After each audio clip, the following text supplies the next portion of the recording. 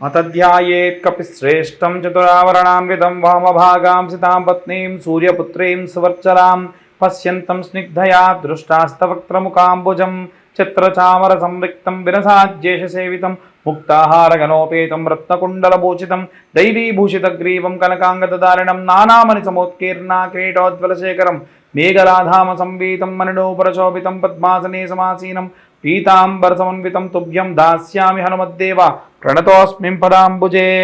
ప్రేక్షకులందరికీ కూడా నమస్కారం. ఫిబ్రవరి మాసంలో ద్వాదశ రాశుల వారికి ఎలా ఉండబోతుందో ఇప్పుడు మనం తెలుసుకుందాం. 2025 ఫిబ్రవరి మాసంలో సింహరాశి వారికి సంబంధించి ఆకస్మికంగా జరిగేటువంటి విషయాలు చాలా తీవ్రంగా జరిగేటువంటి అవకాశం ఉంది. ఉదాహరణకు అనుకోకుండా డబ్బులు రావడం, అంటే ఎవరివో కాదండి, మీకు రావాల్సిన డబ్బులే, అసలు ఇవ్వరు వీళ్ళు అనుకున్న వాళ్ళు కూడా డబ్బులు ఇస్తారు. అదే డబ్బులు దాంట్లో కొంత భాగమైన ఆసుపత్రులకు కానీ ఆరోగ్యపరమైనటువంటి ఈ యొక్క ఔషధులకు కానీ ఖర్చు పెట్టాల్సిన అవసరం రావచ్చు.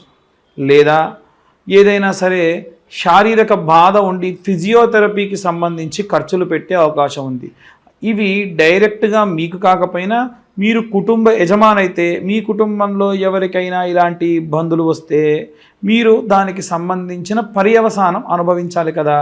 కాబట్టి చాలా జాగ్రత్తగా ఉండండి. ఎవరైతే ఈ యొక్క సింహరాశి వారు ఉంటారో మీ కుటుంబ సభ్యులకు సంబంధించిన విషయాలు కూడా మీరే జాగ్రత్తగా చూసుకోవాలి. ఇక మనకి ఈ యొక్క ఫిబ్రవరి మాసంలో విద్యార్థుల విషయానికి వస్తే ఎన్నడూ స్కూలుకు వెళ్ళననే వాళ్ళు స్కూలుకు వెళ్ళనని ఇంట్లోనే ఉంటాను. ముఖ్యంగా ఆడపిల్లలు అంటారు. ఏవైనా ఆడపిల్లలు కానీ వారికి రెగ్యులర్గా చేసే పనులు చేయకుండా ఆపితే దయచేసి కనుక్కోండి. ఏదైనా తీవ్ర పరిణామాలకు చోటు చేసుకునే అవకాశం కూడా ఉంది. ఇక గృహిణుల విషయానికి వస్తే డబ్బు వృధా, అనుకోకుండా ఖర్చు, ఒక వస్తువు కొని అది ఇబ్బందికరంగా ఉంది అని బాధపడేటువంటి అవకాశం కూడా ఉంది. ఇక ఎవరైతే ఉద్యోగస్తులు ఉంటారో వారి ఉద్యోగ స్థలంలో అనేక మార్పులు జరిగినా వీరికి సంబంధించి ఎటువంటి మార్పులు లేనట్టుగానే ఉంటుంది. అక్కడ కూర్చొని చేసేవాడిని ఇక్కడ కూర్చుంటున్నా, పలానా షాప్లో చేసేవాడిని ఈ షాప్లో చేస్తున్నా, ఎలాంటి ఎదుగు బొదుగు లేదు అనేటువంటి తత్వం వీరికి అధికంగా ఉంటుంది. దీనికి కారణం మీరే. ఎందుకంటే ఎప్పుడు రోజుకి మనం అప్డేట్ అవ్వడం అనేటువంటిది ఖచ్చితంగా చేయాల్సినటువంటి పని. ఎప్పుడైతే మనం అలా అప్డేషన్లో లేమో అప్పుడు ఖచ్చితంగా మనకు చాలా రకాలైనటువంటి ఇబ్బందులు కలుగుతూనే ఉంటాయి. కాబట్టి వ్యాపారస్తుల విషయంలో కూడా ఇదే సూత్రం వర్తిస్తుందండి. ఎందుకంటే మీ వ్యాపార స్థలం ఎప్పుడు ఒకేలా ఉంటుంది అనేటట్టుగా కాకుండా సంవత్సరానికి ఒకసారి ఏమైనా రంగులు మార్చడం కానీ, ఏదైనా ప్రదేశంలో కౌంటర్ కాకుండా ఇంకేదన్నా బరువైన వస్తువులు ఎక్కడ ఉండకూడదో అక్కడ ఉంచకుండా ఇంకో పక్కకు పెట్టడం కానీ, లేదా ప్యాకింగ్ సిస్టంలో మార్పులు కానీ, వర్క్కు సంబంధించినటువంటి అగ్రిగేషన్ విషయంలో కానీ జాగ్రత్త వహించడం వల్ల ఉత్తమోత్తమైనటువంటి విషయాలు చేయవచ్చు. ఇక మనకు ఈ ఫిబ్రవరి మాసం అంతా చూసుకున్నట్టయితే ఈ సినీ రాజకీయ రంగాల వారికి కాస్త బాగా ఉందని చెప్పొచ్చు. ద్వితీయార్థము ప్రథమార్థము కూడా అద్భుతంగానే కనిపిస్తూ ఉంది. ఈ ప్రథమార్థము ద్వితీయార్థములో ఈ యొక్క విదేశాలకు వెళ్ళేటువంటి విద్యార్థులు కానీ ఉద్యోగస్తులు కానీ ఆన్సైట్ వెళ్ళే వాళ్ళు కానీ దయచేసి మీరు వెళ్ళేటప్పుడు అన్నీ కూడా ఏవైతే మీరు తీసుకెళ్ళాలనుకుంటున్నారో రాసుకొని వెళ్ళండి. మర్చిపోయేటువంటి అవకాశం ఉంది. కోర్టు వ్యవహారాలకు సంబంధించిన విషయంలో, అలాగే ఈ యొక్క కుల వృత్తులు, చేతి వృత్తులు, రైతుల విషయంలో వస్తే కనుక విపరీతమైనటువంటి శత్రు బాధ కలిగే అవకాశం ఉంది. అంటే ఏవో ఒక మనిషి వల్ల, ఒక సిచ్యువేషన్ వల్ల మీరు బాగా బాధపడడం కానీ ఇబ్బంది పడడం కానీ జరుగుతుంది. కాబట్టి ఎట్టి పరిస్థితుల్లో మీరు చాలా జాగ్రత్తగా మాట్లాడడం కానీ పనులు చేయడం కానీ ప్రతి నిమిషం గమనించుకుంటూ ఉండండి. పిల్లలు దగ్గర లేకుండా ఎవరైతే వృద్ధాప్యంలో 60 సంవత్సరాలు పైబడి ఉంటారో వారు దయచేసి ఈ యొక్క విషయాన్ని బాగా గుర్తుంచుకోండి.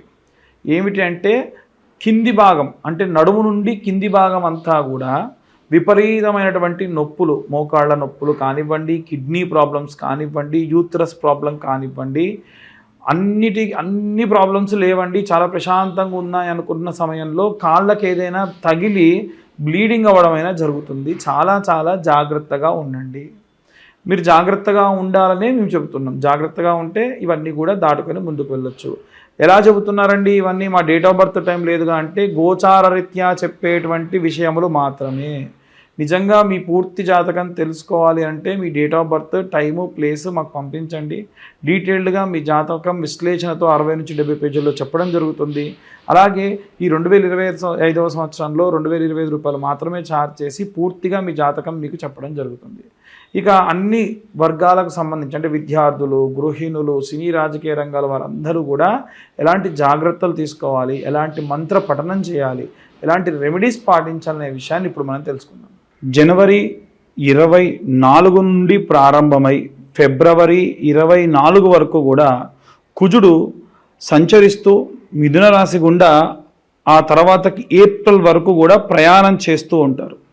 దీని వలన ద్వాదశ రాశులకి కూడా తీవ్రమైనటువంటి ఇబ్బందులు, అలాగే చాలా మంచి చేకూరేటువంటి రాశులకి కూడా ఉన్నాయి.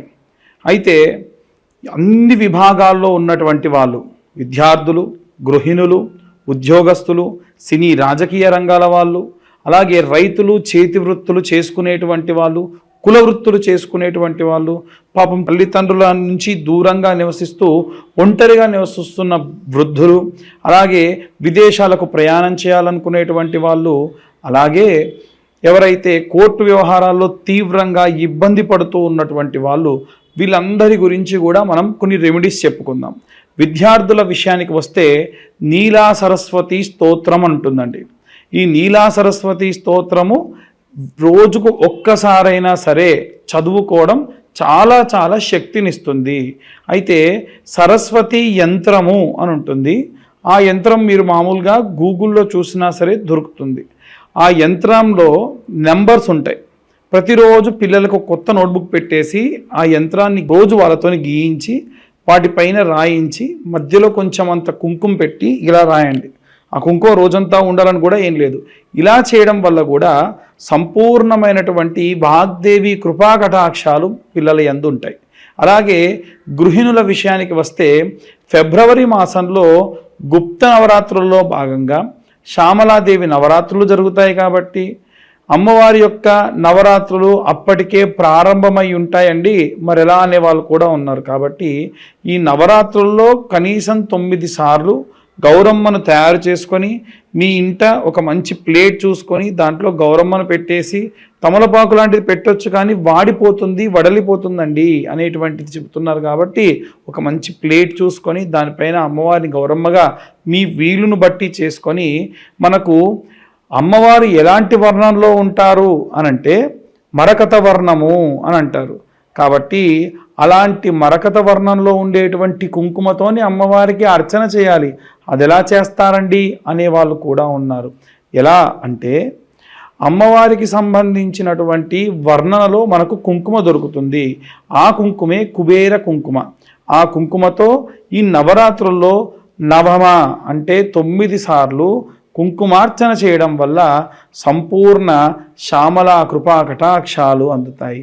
ఆ కుంకుమని 9 రోజుల తర్వాతకి పచ్చకర్పూరం వేసి దాచుకొని ప్రతి ఇంట్లో ఉన్న ప్రతి ఒక్కళ్ళు ధరించడం వల్ల ఎన్నో రకాలైనటువంటి కష్టములని కూడా అమ్మవారు కడతీరుస్తుంది అని శాస్త్రోక్తంగా చెప్పడం జరిగింది. ఇక ప్రత్యేకంగా ఉద్యోగస్తులు అలాగే వ్యాపారస్తుల విషయానికి వస్తే ఉద్యోగస్తుల్లో చాలా వరకు ఉన్నటువంటి ఇబ్బందులు ఎలా వస్తున్నాయి అనంటే శత్రు భయము కానీ, లేదా ఉన్నటువంటి అధికారులు ఏవైనా సరే ఉద్యోగంలో నుంచి తీసివేస్తారు అనేటువంటి భయం కానీ కలుగుతుందేమో అన్న భయం అధికంగా ఉన్న కారణం వల్ల వీరు ఆంజనేయ స్వామి యొక్క లాంగూలా స్తోత్రం చదువుకోవడం చాలా మంచిది. రోజుకు ఒకసారన్నా హనుమత్ లాంగూలా స్తోత్రం విన్నా చదివినా సంపూర్ణ కృపాకటాక్షాలు అందుతాయి. ఇది వ్యాపారస్తుల విషయంలో కూడా అలాగే చేయడం ఎంతో మంచిది. వీరు ప్రత్యేకంగా రోజు దీపారాధన చేసేప్పుడు ఉద్యోగస్తులైతే నువ్వుల నూనె ఆముదం కలిపి, అలాగే ఎవరైతే వ్యాపారస్తులు ఉంటారో వ్యాపారస్తులైతే అమ్మవారి యొక్క విప్ప నూనెతోని పూజ చేయడం చాలా విశేష వ్యాపారాభివృద్ధి కలుగుతుంది. ఇక మనం ప్రత్యేకంగా చూసుకున్నట్టయితే ఈ యొక్క రాజకీయ రంగాలు, సినీ రంగాల్లో ఉన్నటువంటి వాళ్ళు ప్రత్యేకంగా దుర్గా కవచాన్ని చదవడం కానీ వినడం కానీ ఎంతో శక్తినిస్తుంది. అమ్మవారు మీకు మీ కుటుంబం చుట్టూ కూడా ఒక రక్షణ వలయంలా ఏర్పడి ఎల్లప్పుడూ కాపాడుతూ ఉంటుంది. ఇక ఈ యొక్క సినీ రాజకీయ రంగాల వారే కాకుండా చేతి వృత్తులు చేసుకునే వాళ్ళు కానీ, లేదా కుల వృత్తులు చేసుకునే వాళ్ళు కానీ, అలాగే రైతులు కానీ భూ సంబంధితమైనటువంటి అనుకూల స్థితి కలగాలి కాబట్టి నిత్యము రోజు ఒక మంత్రం చదువుకోవాలి. ఒకటే మంత్రం రోజు చదువుకోవాలి. ఏమిటా మంత్రం అంటే శరవణ భవాయ విద్మహే కార్తికేయాయ ధీమహి తన్నో స్కంద ప్రచోదయాత్. ఈ మంత్రాన్ని చదవడం వల్ల ఈ విభాగంలో ఉన్న వారందరికీ కూడా అనుకూల పరిస్థితులు కలుగుతాయి. ఇక ప్రత్యేకంగా చూసుకున్నట్టయితే ఎవరైతే కోర్టు వ్యవహారాల్లో ఇబ్బంది పడుతూ ఉన్నారో, విదేశాలకు ప్రయాణమై ఎదురు చూస్తూ ఉన్నారో, ఎవరైతే విశేషమైనటువంటి వివాహం కోసం ఎదురు చూస్తూ, అంటే ఏజ్ మరి ఎక్కువైపోయి వివాహం కావట్లేదని ఎదురు చూస్తున్నారో, సంతానం కావట్లేదు అని ఎదురు చూస్తున్నారో, వారు దక్షిణామూర్తి స్తోత్రాన్ని చదువుకోవడం మంచిది. దక్షిణామూర్తి స్తోత్రము వీరికే కాదండి, అందరూ కూడా చదవచ్చు. ఆ దక్షిణామూర్తి స్తోత్రం చదివితే పరమశంకరు అంటే ఆది శంకరాచార్యుల వారి స్వయంగా చెప్పారు, ఏలిన నాటి అర్ధాష్టమ అష్టమ శని దోషములు ఏమున్నా సరే తీసేసేటువంటి అద్భుతమైనటువంటి స్తోత్రం ఏది అంటే దక్షిణామూర్తి స్తోత్రం. కాబట్టి అందరూ కూడా ఈ విధంగా చేసుకోవడం విశేష ప్రతిఫలాలు దక్కుతాయి.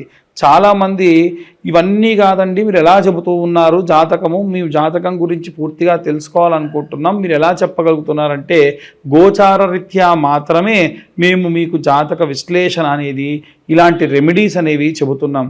నిజంగా మీ పూర్తి జాతకం ఏంటో మీరు తెలుసుకోవాలి అనుకుంటే కింద కనిపించే నెంబర్కి మీ పేరు, date of birth, time, place అన్నీ కూడా పంపిస్తే పూర్తి వివరాలతోని మీ జాతకం అంతా కూడా విశ్లేషణతో మీకు చెప్పి పూర్తిగా అనుకూలంగా మీకు ఎలాంటి రెమెడీస్ తీసుకోవాలి, ఎలాంటి మంత్రపఠనం చేయాలి అనేటువంటి విషయాన్ని చెప్తాం. ఎట్టి పరిస్థితుల్లో డేట్ ఆఫ్ బర్త్ టైము లేకుండా ఎవరన్నా జాతకం చెప్తానంటే నమ్మకండి. ఎందుకంటే అందులో పూర్తి విశ్వాసంగా చెప్పడం కుదరదని. ఎందుకంటే పేరు బలం కల వాళ్ళందరూ ఒకేలా ఉంటే ఈ ఇబ్బంది ఏమిటి, మంచి పేరు ఏదో అందరూ అదే పెట్టుకుంటారు కదా. కాబట్టి పేరు వల్ల వచ్చేటువంటిది కేవలం పావంతు మాత్రమే. పూర్తి 100కు 100% ఆ పేరు బలం మీద వచ్చేటువంటివి ఉండవు. కాబట్టి వీలైనంత వరకు కూడా పేరు బలంతో చెప్పేటువంటి దాని గురించి నమ్మకండి. మీ పూర్తి డేట్ ఆఫ్ బర్త్ టైం ఉన్న వాళ్ళే జాతకం గురించి తెలుసుకునే ప్రయత్నం చేయండి. లేదా ఇప్పుడు మేము చెబుతున్నటువంటి గోచార రీత్యా చెప్పేటువంటి విషయాలు మీ పేరు బలంపై మీరు సరిచూసుకోవచ్చు. ధన్యవాదాలు.